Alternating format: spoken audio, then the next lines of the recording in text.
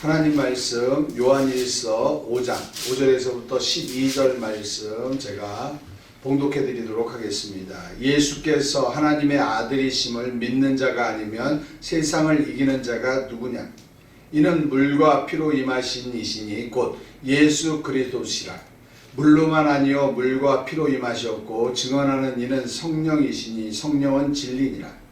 증언하는 이가 셋이니 성령과 물과 피라. 또한 이 셋은 합하여 하나이니라. 만일 우리가 사람들의 증언을 받을진대 하나님의 증거는 더욱 크도다. 하나님의 증거는 이것이니 그의 아들에 대하여 증언하신 것이라. 하나님의 아들을 믿는 자는 자기 안에 증거가 있고 하나님을 믿지 아니하는 자는 하나님을 거짓말하는 자로 만드나니 이는 하나님께서 그 아들에 대하여 증언하신 증거를 믿지 아니하였습니다. 또 증거는 이것이니 하나님이 우리에게 영생을 주신 것과 이 생명이 그의 아들 안에 있는 그것이니라. 아들이 있는 자에게는 생명이 있고 하나님의 아들이 없는 자에게는 생명이 없느니라. 아멘. 물과 피와 성령의 증거라는 제목으로 우리 하나님의 은혜를 나누고자 합니다. 우리 기독교에는 사실은 교회라는 이름을 가졌지만 여러 종파가 있고 또 여러 가지의 지도자들에 의해서 가르침이 달라요. 그래서 이게 참 어렵고 힘듭니다. 하나님의 은사는 분명히 있습니다. 그리고 하나님의 생명은 신비한 것입니다. 그런데 은사주의에 빠지거나 신비주의에 빠지는 것은 또 우리는 또 그걸 또 거부해야 돼요. 하나님의 말씀이 중심이 돼서 우리는 은사를 사모할 수 있어야 되고 하나님의 생명을 사모하는 것은 우리가 신비한 것을 사모하는 것은 맞습니다. 그리고 또 사모해야 됩니다.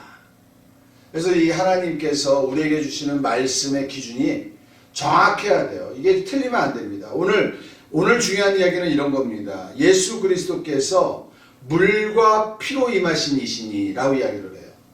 제가 이걸 말씀을 준비하면서 제가 인터넷에 찾아봤어요. 물과 피. 피는 십자가에 못 박혀 돌아가신 거라는 건 뭐 다 똑같이 나오는데 물에 대한 해석이 참 분분하더라고요. 그런데 저는 뭐 그 해석을 따를 의미는 없고 제가 감동되고 제가 아는 대로 설명을 하려고자 합니다. 예수 그리스도의 일생을 보면요. 세 가지의 큰 사건이 있습니다. 첫 번째 사건은 예수 그리스도가 이 땅에 태어나신 거예요. 성모 마리아를 통해서 이 마리아의 태를 빌려서 성령이 잉태케 하거든요. 성령이 임하심으로 이 아이가 잉태되었다 이렇게 이야기를 하거든요. 그래서 성령에 의해서 잉태됐어요. 이게 굉장히 큰 사건입니다. 그래서 우리는 크리스마스를 기념하는 거죠. 그 두 번째 사건은 세례 요한에게 세례를 받는 사건입니다. 기독교 안에는 사실 이 사건을 그렇게 중요시하지 않는 것도 있는 것 같아요. 그래서 기념일에는 요 기념일이 없어요. 부활절도 있고 맥주절, 성령이 임한 맥주절도 있어요. 크리스마스도 있고. 그런데 세례 요한의 사건, 이 사건은 나오지 않습니다. 근데 이 세례 요한의 사건은요, 하나님과 성령과 예수 그리스도가 동시에 등장한 사건이에요. 세례 요한의 이 세례 사건은요, 예수 그리스도가 30년 동안 일반 청년으로 살다가 그가 이제 공생애를 시작하는 키포인트입니다. 아주 중요한 터닝포인트예요. 그래서 이 예수 그리스도가 세례를 받으시고 그가 물 위로 올라올 때 하늘이 열리면서 하나님의 음성이 들립니다. 그때 뭐라고 하시냐면 이는 내 사랑하는 자요 내 기뻐하는 자라 이렇게 표현합니다. 이런 내용이 사복음서에 다 나와요. 구체적으로 나오는 건 마태복음, 마가복음, 누가복음에 나오고요. 요한복음에도 그 내용을 설명하는 내용이 나옵니다. 그러면서 예수 그리스도께서 그 하나님의 아들이고 하나님께서 그를 사랑하는 자고 기뻐하는 자라는 게 명확하게 규정되어 있거든요. 그때 그것만 나오는 게 아니고 성령이 비둘기처럼 예수 그리스도에게 임하셨다라고 표현합니다. 그래서 성령께서 또 그곳에 나타나십니다. 사실 성령께서는 창세기 1장에서부터 계속 등장하시는 거예요. 우리는 자꾸 성령을 언제 등장하는 거로 알아요? 예수님 때 처음 등장하고 오순절 마가다락방에서 등장하고 이렇게만 생각하는데 그렇지 않습니다. 구약에서부터 계속 성령은 세상에 오셔서 모든 걸 주관하고 계시는 거예요. 하나님의 영으로서. 그래서 이 땅에 예수 그리스도가 공생애를 시작하는 사건이 벌어진 거예요. 그리고 또 이제 세 번째 사건은 뭐냐면 예수 그리스도께서 십자가에 못 박혀 돌아가시는 사건.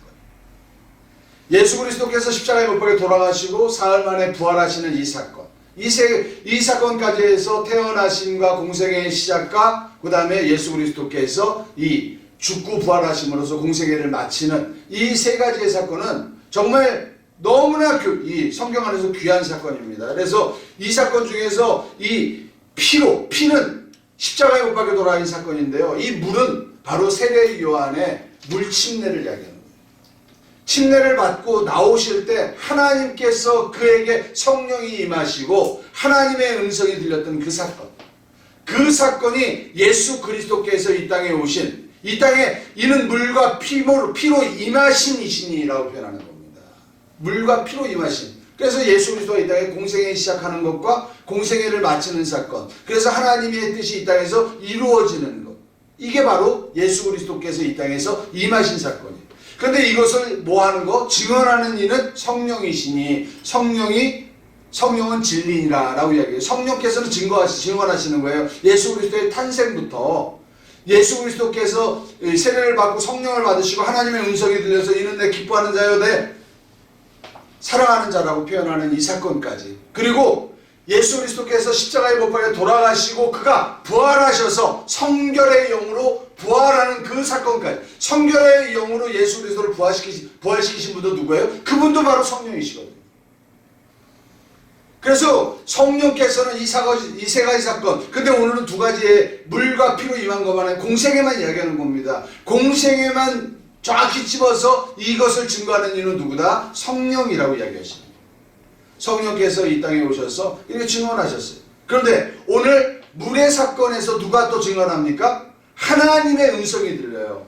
오늘 이 구절에 보니까 만일 우리가 사람들의 증언을 받을진대 하나님의 증거는 더욱 크도다. 하나님의 증거는 이것이니 그의 아들에 대하여 증언하신 것입니다.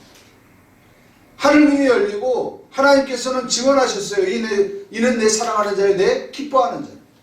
여러분, 자기 아들을 이 땅에 보내시고 내가 사랑하는 자요 내 기뻐하는 자라고 이야기를 하는데 정말 엄청난 사건이잖아요. 그런데 이 사건에서 우리가 정확히 봐야 되는 거는 성령이 비둘기같이 임한 사건이라는 거예요. 그래서 이 비둘기가 무슨 예수 그리스도의 생명이니 뭐 비둘기는 평화를 상징하니 이런 이야기를 하는데 그게 아니고 이 비둘기는 바로 우리의 속죄 제물로서 가장 가난한 자들이 하나님께 드릴 예물이 없을 때 비둘기를 사용하거든요. 하나님께 화목 제물로서 하나님께 드려질 하나님이 우리를 대신해서 죽을 어린 양이라는 거예요. 그게 바로 요한복음 1장 29절 34절에 나와 있어요. 이 예수 그리스도는 바로 하나님의 어린 양이로다 라고 표현합니다. 그러면서 우리를 위해서 죽을 수밖에 없는, 정말 하나님의 일을 감당하기 위해서 죽을 수밖에 없는 존재로 이 땅에 왔다는 것을 하나님께서는 뭐라고 이야기합니까? 내 사랑하는 자요 내 기뻐하는 자라고 표현하는 겁니다. 왜? 누구의 뜻을 이루기 위해서? 하나님의 뜻을 이루기 위해서.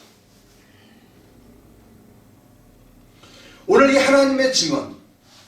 그래서 오늘 보면은요, 이 증언하는 이가 7절 보니 증언하는 이가 셋이니 성령과 물과 피라라고 이야기를 해요. 그런데 여기에서 물이라는 거는 사실 예수 그리스도가 임한 사건이긴 하지만 이 물 침례 사건 때, 세례 사건 때 누가 등장합니까? 바로 성부와 하나님의 음성이 등장하는 거거든요. 그래서 성부, 성자, 성령 이 셋은 하나이니라 삼위일체를 이야기하는 겁니다. 그래서 오늘 이 사건을 통해서 예수 그리스도께서 이 땅에 오셔서 우리에게 생명을 주시고 하나님 아버지의 귀한 은혜가 있다는 겁니다. 그런데 여러분들 우리가 이 5절의 내용을 좀 이해를 해야 될 것 같습니다. 예수께서 하나님의 아들이심을 믿는 자가 아니면 세상을 이기는 자가 누구냐? 우리 예수 믿는 사람들이 지금 세상을 이기고 있나요? 맨날 죄에 시달리고요. 우리가 우리 스스로를 보면요 너무나 비참한 거예요. 이건 뭐야 대체? 근데 중요한 거는 사실 우리 자신의 모습을 볼 때는 당연히 비참해야 되는 거 아닌가요? 우리 자신의 모습을 볼 때는 우리는 죄인일 수밖에 없다는 것을 인정해야 된다는 거예요. 근데 오늘 하나님께서는요 세상을 이기는 자가 누구냐? 하나님의 아들이심을 믿는 자라고 표현하거든요.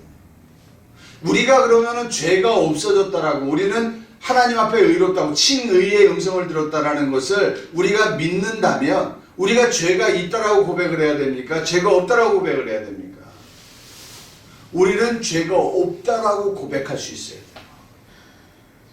지금 내가 느끼는 이 짜증나는 거, 내가 지금 느끼는 이 죄성, 이런 것들은 다 내 것이 아니고 하나님의 공생애에 하나님의 일을 담당하게 하기 위해서 하나님이 우리에게 주신 짐이라는 걸 우리는 인정할 줄 알아야 된다는 거예요. 사실 우리는 이 땅에 살아가면서요, 신비한 생명을 가지고 있습니다. 예수 그리스도가 하나님이라는 걸 믿어지는 신비한 일이 우리에겐 벌어졌단 말이에요. 이건 세상 사람들로서는 이해할 수 없고 세상 사람들로서는 알 수도 없는 이야기예요. 근데 우리에게 그 신비한 생명이 임했는데 우리는 그 신비한 생명이 임한 것을 언제만 사용해요? 예배 때만 사용해요. 하나님 앞에 나와서 예배하는 그 순간만 사용합니다. 하나님, 나는 예수 그리스도에 의해서 깨끗함을 받았습니다. 하나님 생명을 주세요. 이때만 사용해요. 그리고 우리는 요 문 밖으로 나가는 순간부터 나는 뭐예요? 하나님이 죄 없다라고 말씀하신 거는 나에게 통용돼야 안 돼요. 통용 안 돼요. 하나님의 말씀은 온데간데 없습니다. 나는 뭐 어떤 존재입니까? 그냥 죄인이에요. 나는 쓸모없는 존재. 나는 별 볼 일 없는 존재. 나는 누가 봐도 죽을 수밖에 없는 그런 존재. 그런 존재임을 우리는 인식하고 그것에 대하여 계속 인정하고 살아가고 있어요. 결국 하나님께서는 우리가 교회에 와서 예배 드리는 순간은 우리가 천국 안에 들어왔다가요, 우리가 교회 밖으로 나가는 순간 우리는 어디로 나가 있습니까? 믿음 밖으로 나가는 겁니다. 믿음 밖으로. 믿음 밖으로 나가서 세상에서 죄인인 걸 확인하고 다시 하나님 앞에 돌아가서 우리는 뭐다? 죄인입니다라고 고백을 해요. 그러면 하나님의 공생에는 우리가 살아들일 수 있나요? 없나요? 살아들일 수 없어요. 세상을 이기는 자가 누구냐? 세상을 이기는 자가 분명히 믿는 자라는 건데 우리는 세상을 이길 수 있는 능력이 누구에게서 찾으려고 한다고요? 나에게서 찾으려고 한단 말이에요. 내가 공부도 잘하고, 예수 믿는 사람은 공부도 잘해야 된대요. 예수를 믿는 사람은 돈도 잘 벌어야 된대요. 예수를 믿는 사람은 명예도 가져야 된대요. 그렇게 하고 나서부터 내가 뭘 하려고 합니까? 전도하려고 한단 말이에요. 하나님은 우리에게 너희가 무엇을 이루고 나서 전도하라고 한 적이 없어요. 너희는 신비한 생명을 가졌으니 이제 세상에 나아갔을 때 그 신비한 생명으로 너희가 생명을 전하라고 이야기해요. 오늘 11절 또 보겠습니다. 또 증거는 이것이니 하나님이 우리에게 영생을 주신 것과 이 생명이 그의 아들 안에 있는 그것이다. 우리가 영생을 가지고 있고 그 생명이 그의 아들에게 있는 걸 우리가 알아요. 아들이 있는 자에게는 생명이 있고 아들이 우리 안에 있기 때문에 우리 안에 뭐가 있습니까? 생명이 있고 아들이 없는 자에게는 생명이 없다라고 이야기를 하거든요. 결국 내 안에 내가 예수 그리스도를 믿는다는 건 내 안에 뭐가 있다라는 겁니까? 영원한 생명이 있다라는 것이. 내가 죄인이라고 느끼는 것은 영원한 생명으로 죄인이 있는 게 아니에요. 그냥 육체의 죄, 내가 가지고 있던 죄, 그 죄가 있는 겁니다. 자, 내가 가지고 있는 죄, 내가 생각하는 나의 부족함. 근데 하나님께서는 나에게 생명을 주시면서 내가 너의 모든 죄를 용서했다라고 이야기하십니다. 여러분들은 어떤 나를 더 믿고 신뢰하고 따르길 원하십니까? 하나님의 생명을 더 믿고 따르고 신뢰하기를 원한다라고 말을 해요. 그런데 우리는 문 밖으로 나갈 때마다 그 모든 생각을 내려놓습니다. 그리고 나는 이 땅에서 내가 노력해서 하나님의 일을 하려고 합니다. 그러니까 실패하는 겁니다. 하나님의 일은 내가 하는 것이 아니고 하나님의 생명이 내 안에 있음을 고백하는 것이에요. 나는 하나님께서 죄 없다고 하셨어. 나는 하나님께서 정말 세상을 이길 수 있는 사람이라고 하셨어. 난 세상에 힘들고 어려운 사람들을 위하여 십자가에 남은 공생애를 짊어지고 갈 하나님의 거룩한 사역자, 라는 믿음이 있어서 세상을 향하여 걸어나갈 수 있는 그런 자가 되어야 되는데 우리는 그런 생각을 다 내려놓습니다. 그리고 내 스스로를 바라봅니다. 맞아요. 내 스스로를 바라보는 것이 잘못됐다라는 게 아니에요. 내 스스로를 바라보는 것은 하나님 앞에 나와서 기도할 때, 하나님 앞에 나와서 내가 무릎 꿇을 때, 그때 사용하는 거예요. 그리고 하나님 앞에 고백하는 거예요. 나는 연약합니다. 하나님 날 도와주셔야 됩니다. 하나님의 생명만이 나를 지배하기를 원합니다.